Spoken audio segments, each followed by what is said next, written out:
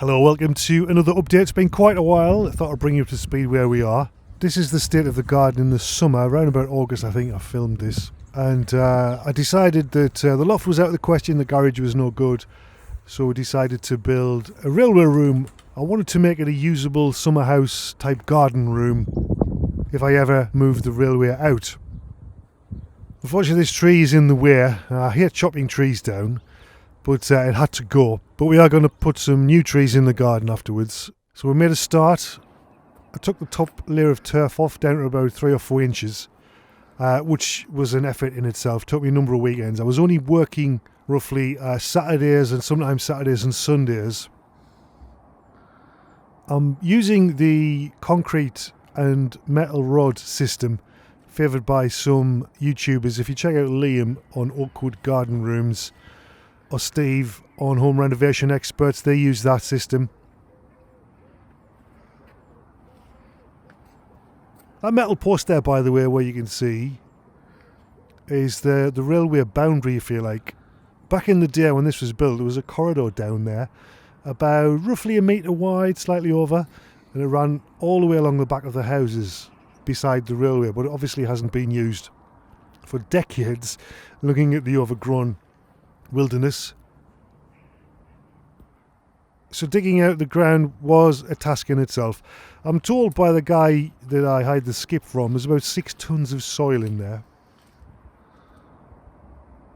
This fence will be removed eventually once the garden room's up. There's the tree stump that's left of the tree.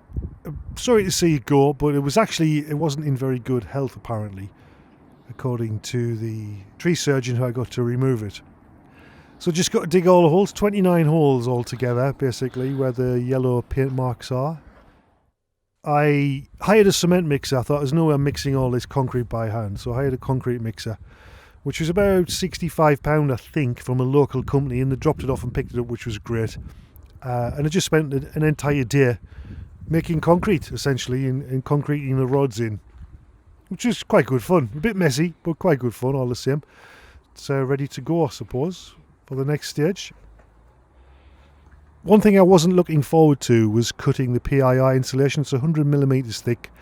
Every time I watch a video, it's extremely messy. People use circular saws and hand saws, but it's just ridiculously messy. So I was hunting around for something a bit less messy, and I found this blade. It's made by Bosch, and it's essentially just like a bread knife. It's got a very wavy, serrated edge like a bread knife. It's incredible. There's hardly any mess comes off the saw at all. Stick it in your jigsaw and you can cut through. The only thing is, because the saw is quite long and thin, it is prone to wobble a bit. So you're unlikely to get a perfectly straight line, if you know what I mean. It can be a bit wavy, but it makes it so easy. And it's so quick, cutting 100mm PIR. No mess, no need for any breathing apparatus or anything. I mean, you can see there's hardly anything coming off that. It's superb. I was well impressed with that. It's a 3-pack of blades for about £20. It's not perfectly level and straight, but it's PIR. It's to go in the base. It's perfectly acceptable to me, and it's such a quick process. No mess. That's what I like. So we've got the timbers in, 3x4 treated timbers, and then the PIR insulation between, 100mm PIR in between. What you can't see now, it's all taped up with silver tape as well. The gaps between the PIR and the wood are filled in with some expanding foam to take up the slack where the blade went off, or where my eye went off. So what we do now is we cover it up with the boards. I'm using P5 22mm chipboard, which I got from Wix. Wix was the cheapest for this. One thing you can't see is that underneath the boards I actually added a vapour barrier, a heavy plastic vapour barrier, which is the blue sheet. So that's the base.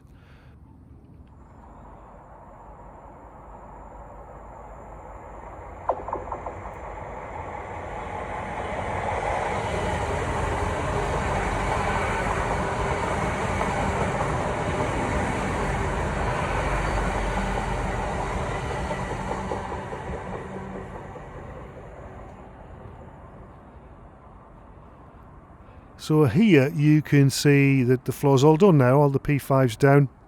P5's good. It's treated floor, it's treated chipboard. It's supposed to be okay in the wet for a little while.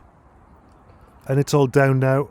Underneath the chipboard is the blue vapor barrier. The foil tape and the foil backing of the PIR only give you a limited amount of protection from moisture.